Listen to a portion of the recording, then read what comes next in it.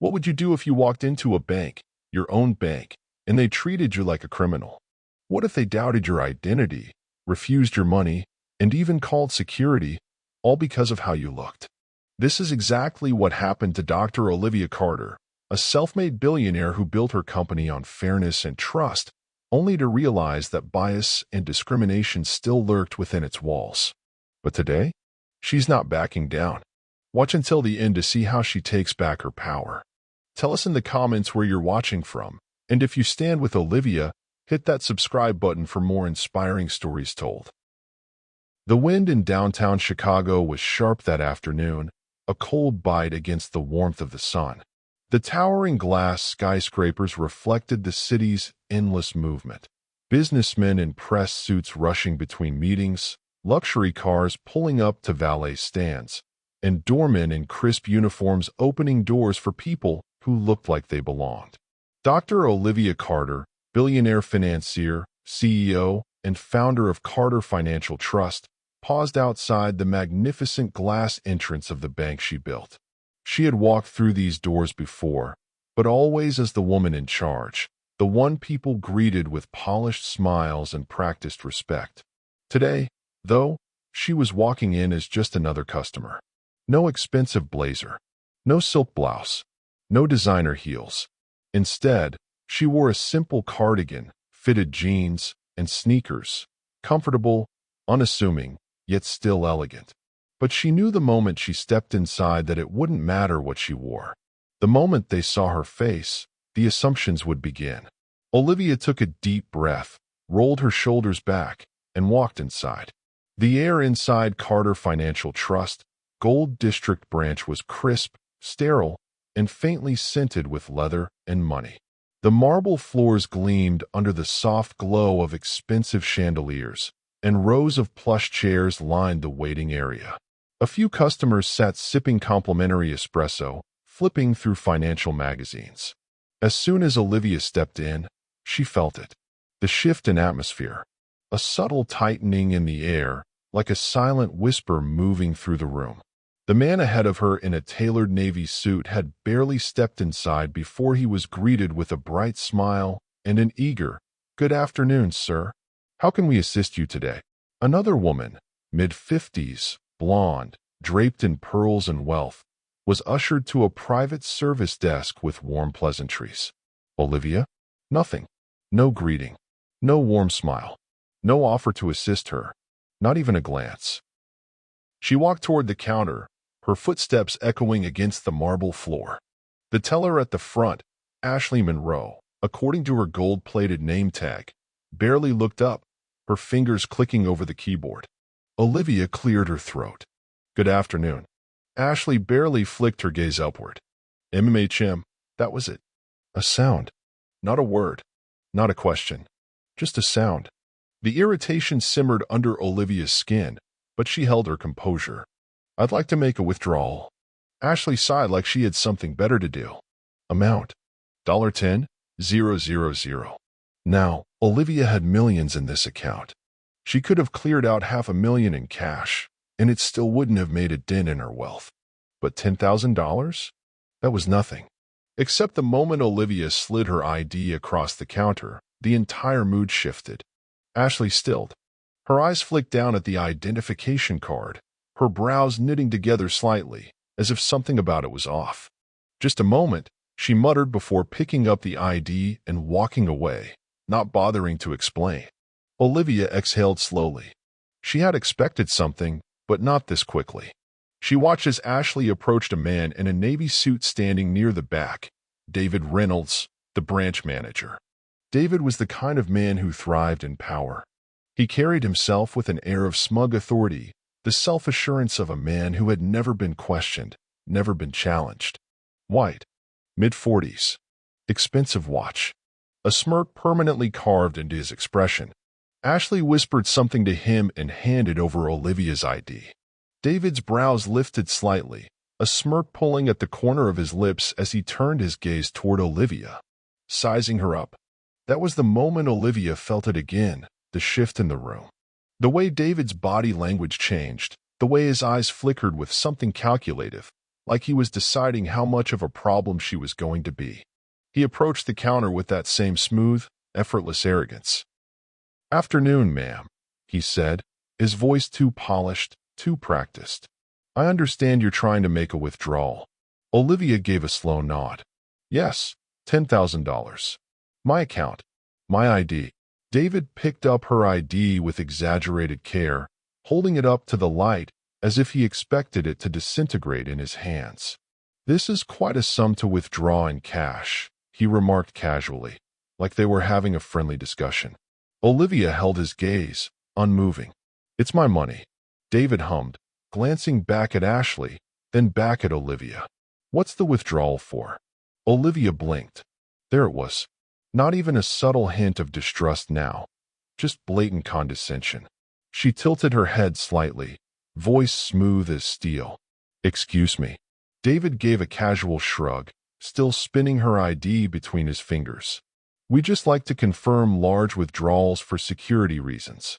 Fraudulent activity has been on the rise, and, well, we have to be careful." The implication landed like a slap. We have to be careful. Olivia felt her fingers curl against the marble counter. She knew exactly what this was. If she had walked in wearing a Chanel suit and red-bottom heels, if she had been a blonde woman named Catherine or Elizabeth, would he be asking her these questions? No, and they both knew it. Her tone did not waver. "My account balance is more than sufficient," she said coolly. "You have my identification. You have everything you need. So tell me, why is my withdrawal being questioned?" David didn't even blink. "I just need to verify some details before proceeding," he said smoothly. But Olivia saw it. The way his fingers hovered near the small panic button beneath the counter. The way his posture shifted slightly, as if preparing for something more. He was signaling the security guard. From the corner of her eye, Olivia saw a tall, broad-shouldered man in a security uniform step closer. Not intervening, not saying anything, just standing there, watching, waiting. Olivia's pulse remained steady, but inside, a slow, simmering fire burned beneath her skin. This wasn't about policy. It wasn't about security. It was about them deciding whether she belonged here or not. Olivia met David's gaze, held it, letting the weight of unspoken truth settle between them. Then, with perfect composure, she exhaled. So this is how they wanted to play it. Fine. She wasn't leaving, and she wasn't backing down. "How are you feeling right now? Frustrated? Angry? Maybe you've seen this happen before. Maybe it's happened to you or someone you know. Imagine standing in a place you built, only to be treated like an outsider. Imagine being questioned, doubted, and subtly threatened, not because of policy, but because of perception. Would you walk away? Or would you fight back?" Olivia isn't done yet, far from it. But before we continue, I have one question for you. Press 1 if you want me to continue the story. Press 0 if you want us to stop. Let us know. The air in the Gold District branch of Carter Financial Trust had turned thick and suffocating, like a room slowly filling with smoke. Olivia felt the weight of the moment pressing down on her, the silent expectation that she would fold under the scrutiny, lower her gaze, and accept whatever excuse they fed her. But they didn't know who they were dealing with. David Reynolds, the branch manager with his smug air of authority, still held Olivia's ID between his fingers, twirling it like a card in a magic trick he controlled. His eyes flickered with something subtle but unmistakable amusement, like he was enjoying this, like this was a game to him. David cleared his throat, tilting his head slightly. "Miss Carter, just a few standard security questions before we proceed." Olivia didn't blink. "Go ahead." His fake smile widened. "Where do you work?" Her fingers tapped the marble counter. "Carter Financial Trust." David's eyebrows lifted just a fraction, just enough to signal that he found her answer amusing. "Really?" He leaned forward, still twirling her ID. "And what do you do there?" A slow exhale left Olivia's lips. "I'm in finance." David nodded slowly, as if processing, as if her answer wasn't good enough. Then, with theatric patience, he placed her ID down on the counter and leaned on his elbows. "Miss Carter, for verification purposes, I'll need you to provide a secondary form of identification. Olivia's jaw tightened slightly. You already have my government-issued ID. David's smirk didn't waver. It's just protocol. Protocol. That was the word they always used when they wanted to hide behind their discrimination. Olivia felt her patience thinning, but her voice remained smooth. Is that so? She gestured toward the teller a few counters away. Because I just watched her process a transaction without requesting a second form of ID. Why is my case different? David's lips parted slightly, but for the first time, his usual confidence faltered, just for a second. Then, just as quickly, he recovered. We have policies in place to protect all customers. We wouldn't want you to become a victim of fraud. Olivia's teeth clenched so hard her jaw ached. They were still playing this game. A dramatic and unexpected turn, the accusation a soft shuffle of movement caught Olivia's attention. A second bank employee, a young woman in a navy blazer, hurried over and whispered something to David. His smugness deepened. Oh, he murmured, rubbing his chin, his gaze flicking toward Olivia. The warning bells in Olivia's mind went off immediately. Something had changed. David leaned forward slightly, his voice dropping to an almost conspiratorial tone. Miss Carter, I hope you understand why we take these matters so seriously. You see, we've had a recent case of fraud involving accounts similar to yours. The words were carefully chosen, but Olivia heard what he was really saying. Translation: We think you're a criminal. A cold fury licked up Olivia's spine, but her face remained impassive. She tilted her head, letting the silence stretch just long enough to make him uncomfortable. Then, with a deliberate slowness, she said, So let me get this straight. You're accusing me of fraud because I want to access my own money. David's smirk deepened. He didn't deny it. He didn't even flinch. Instead, he leaned back, stretching his arms out like this was nothing more than a casual chat. It's just procedure, he said smoothly. Olivia's nails dug into her palm beneath the counter. Procedure. A word he used so casually, yet so dangerously. A word that had been used against people like her for generations to justify denying them opportunities, mistreating them, humiliating them. She had built this bank to ensure this exact scenario wouldn't happen to anyone else. And yet, here she was, living proof that words on paper meant nothing if the wrong people were enforcing them. David let out a fake sigh, shaking his head in mock sympathy. I hope you understand, Miss Carter. We just want to be absolutely certain before releasing such a large sum. And with a casual flick of his wrist, he pressed a silent alarm beneath the counter. Olivia heard the soft click, felt the small shift in the air. A moment later, 2 armed security guards appeared, stepping out from the back. They weren't coming over casually. They weren't standing back to observe. They walked straight toward her, like she was a threat. Like they had already decided she didn't belong here. A woman in a sleek white dress, dripping in diamonds, stepped up to the counter right next to Olivia. She barely had time to ask before the teller, a different one this time, a young man with dark hair and nervous eyes, processed her $15,000 withdrawal without a single question. Not a word. Not a second form of ID. Not even a pause. Olivia watched the entire transaction unfold. Her pulse pounded against her temple. Her knuckles turned white against the countertop. And still, she said nothing. Because she didn't need to. The truth was happening right in front of everyone's eyes. The security guards stopped just behind her now, their presence looming, their hands resting near their belts. David crossed his arms over his chest, his smile polite but unmistakably triumphant. The message was clear. This is the part where you leave. This is the part where you accept that no matter how much money you have, no matter what you've built, you will never be one of us. Olivia took a slow, deep breath. She could feel every eye in the bank on her now, some subtle, some obvious, all watching to see what she would do. She could hear the faint whispers of customers nearby. Some of them knew exactly what was happening, and yet, none of them spoke up. Not yet. Olivia's gaze flickered toward the security guards, then to David, then to Ashley, the teller who had started this entire disgusting, infuriating mess. She rolled her shoulders back, squared her stance, and let out a breath so steady it made the room feel even smaller. Then, with a calmness that made the moment even more dangerous, she said, "I hope you're all ready for what happens next." Because Olivia was not backing down. Not today. Not ever. How do you feel right now? Frustrated? Furious? Can you believe the audacity, the blatant injustice Olivia is facing in her own bank? How would you react if you were in her shoes? Would you walk away, or would you stand your ground like she is? And more importantly, what happens next? Will Olivia expose them? Fight back? Or will they try to silence her? Let us know what you think. If you're supporting Olivia in this battle, press 1. If you're not feeling the story, press 0. Your feedback helps bring more powerful, eye-opening stories to life. Silence. The kind that pressed down on a room, heavy and suffocating. The kind that spoke volumes without a single word being said. Olivia stood her ground, her hands steady against the cool marble countertop.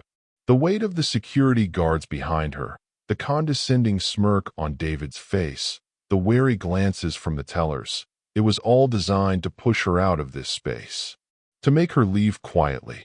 But Olivia Carter was not leaving. Not today. She inhaled slowly, keeping her voice measured, refusing to let her anger show.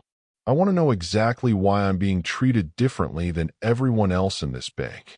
David sighed theatrically, rolling his shoulders back like she was exhausting him.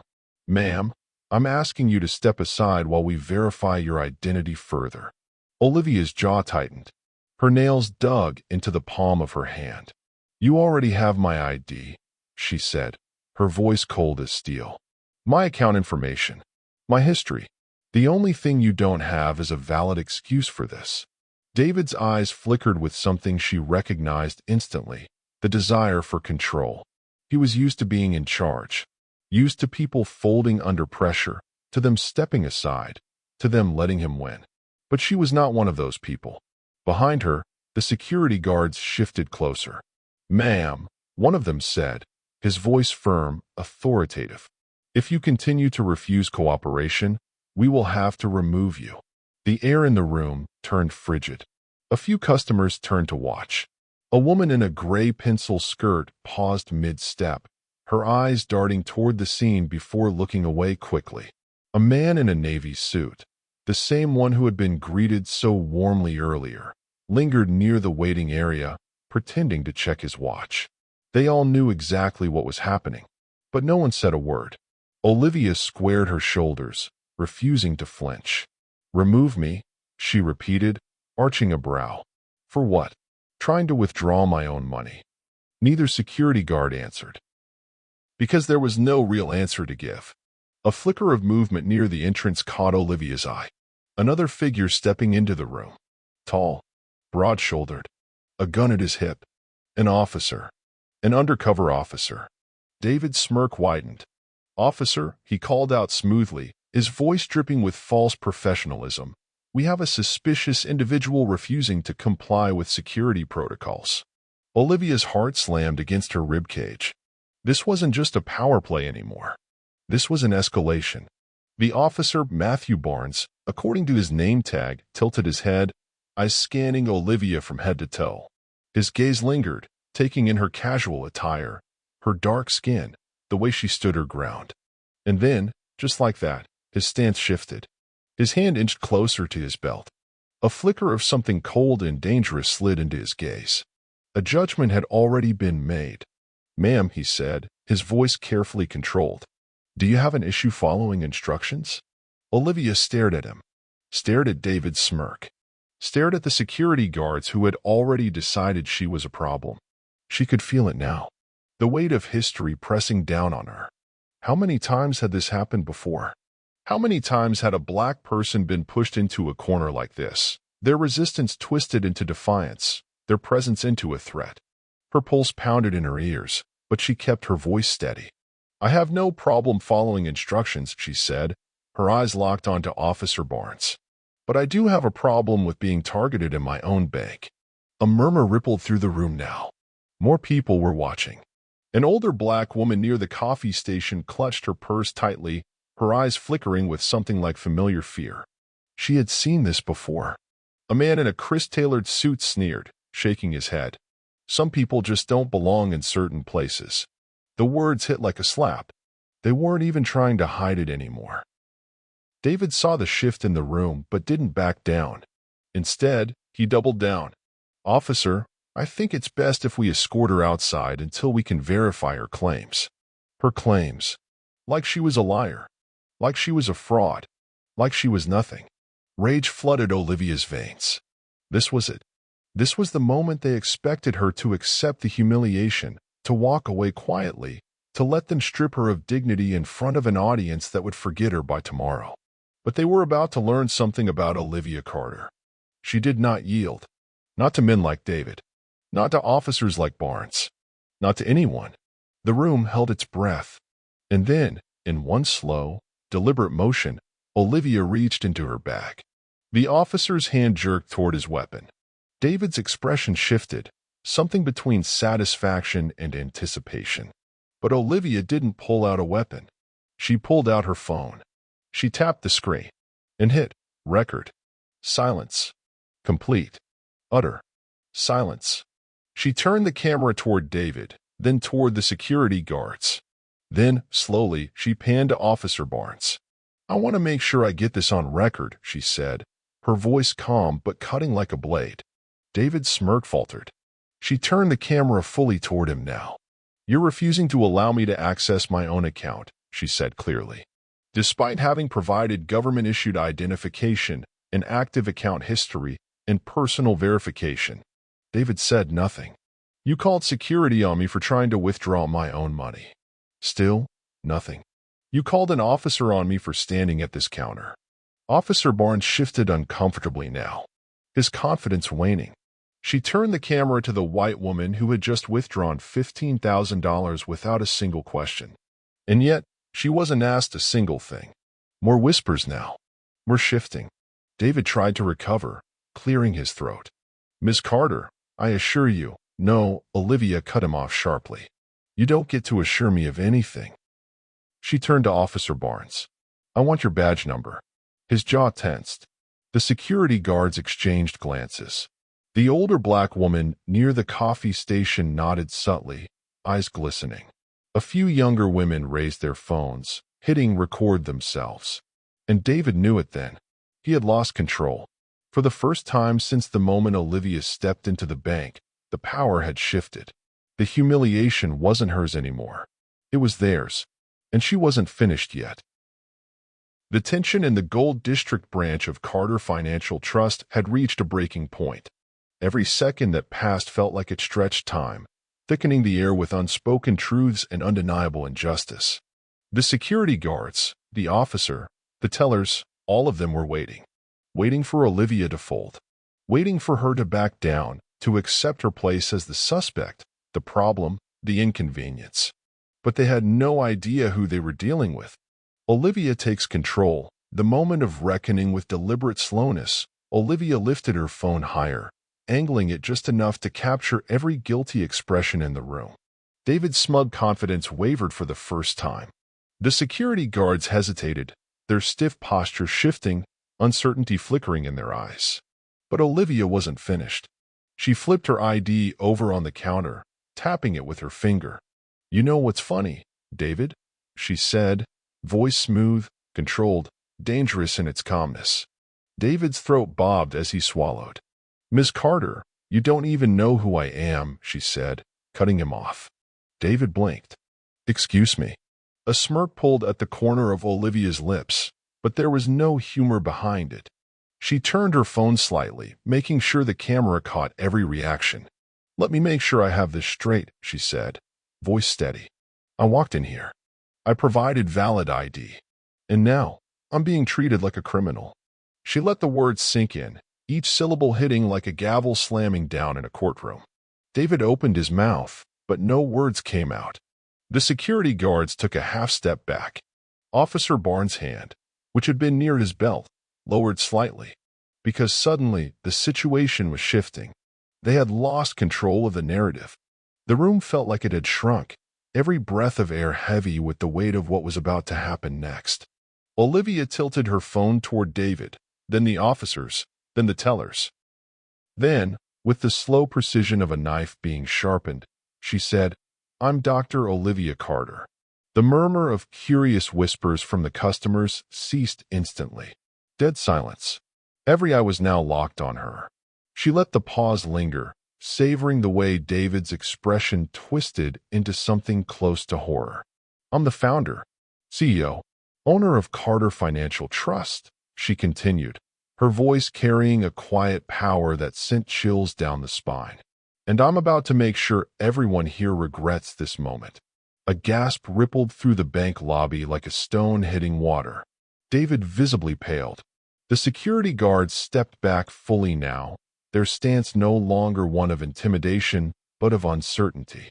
Officer Barnes looked stunned, his mouth parting slightly, as if suddenly realizing just how bad this was about to get.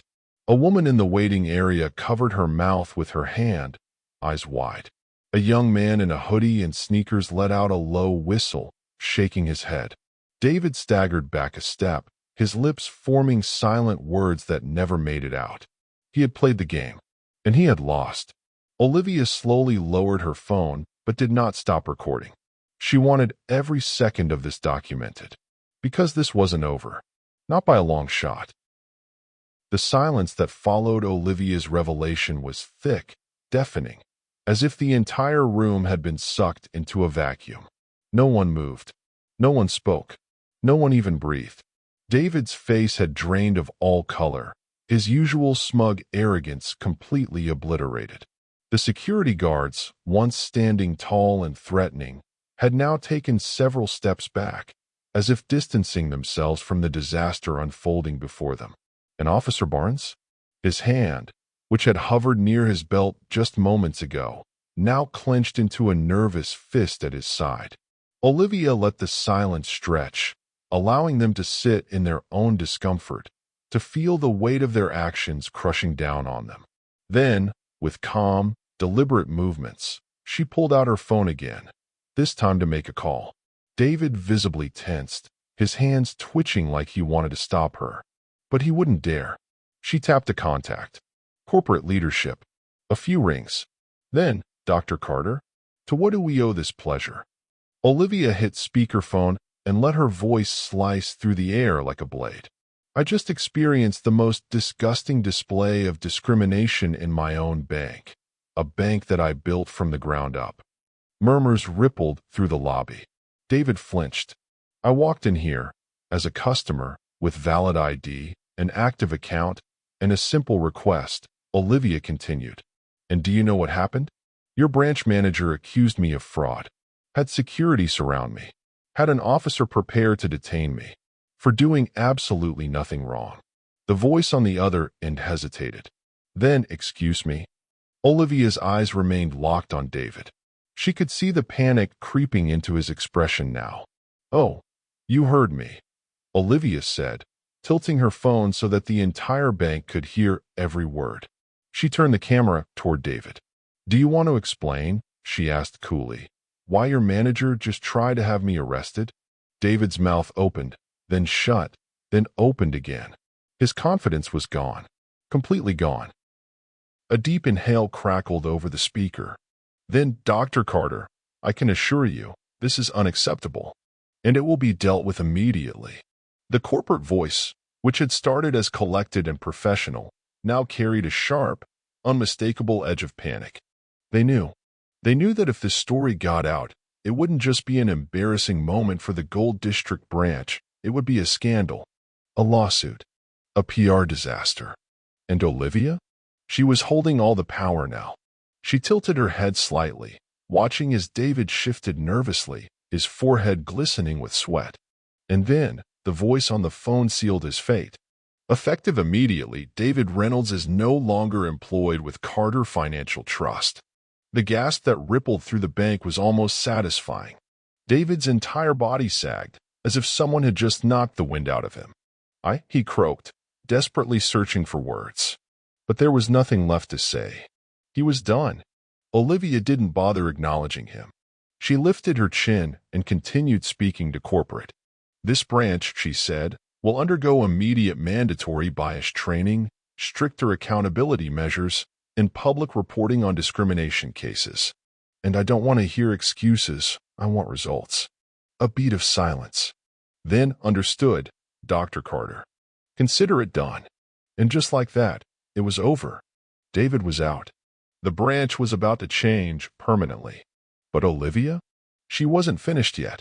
As she slipped her phone back into her bag, Olivia turned slowly, scanning the faces around her. The tellers, still frozen in place. The security guards, shifting uneasily. The customers, wide-eyed, whispering, taking in every detail. They had all watched this unfold. They had all witnessed the truth. And they would all remember this day. Olivia walked toward the exit, her heels clicking against the polished floor. Then, just as she reached the door, she paused, turned back, and in a voice that was steady, unwavering, and impossible to ignore, she said, "This is the last time something like this happens in MY Bank." The message was clear. Real change doesn't come from policies written on paper. Real change comes from accountability, from refusing to stay silent, from standing up when it matters most. And today, Olivia had made sure they would never forget. Then, with a final glance at the stunned faces in the room, she pushed the door open and walked out. What happened to Olivia Carter wasn't just an isolated incident. It was a reflection of something deeper, something systemic, something that has happened to countless people before her, in banks, in stores, in workplaces, in everyday life. How many times have people of color been questioned, doubted, and disrespected simply for existing in spaces they were never expected to be? How many times have rules been bent, excuses made, and protocols suddenly changed, not because of policy, but because of perception? This story is not just about one woman fighting back. It's about everyone who has ever been treated unfairly and told to just accept it. Olivia had the power to stand up because she was in a position to fight back. But what about those who aren't? What about the everyday person who doesn't have a camera, a corporate hotline, or the influence to demand justice in real time? Who stands for them? That's why this story matters. That's why we need to speak up, to call out discrimination when we see it, to challenge the bias embedded in so many systems. Because the truth is, real change doesn't come from policies alone. It comes from holding people accountable. It comes from refusing to be silent. If Olivia had simply walked away when they questioned her, would they have learned anything? No. If she had backed down when security was called, would they have thought twice before doing it to the next person? No. Change happens when we refuse to let injustice slide. It happens when we demand better, when we expect better, when we force the world to be better. So, ask yourself, if this were you, what would you do? Would you stand firm like Olivia? Or would you feel pressured to leave quietly, to let it slide, to hope that next time things will be different? Because next time won't change unless we make it change.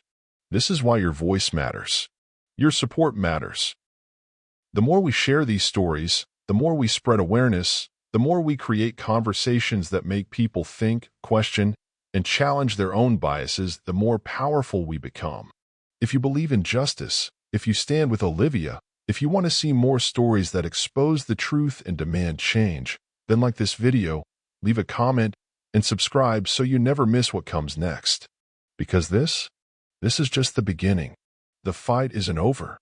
And the more we stand together, the more unstoppable we become. So, will you be a part of the change? Press like to support Olivia. Press subscribe to be a part of the movement. And remember, your voice is powerful. Use it.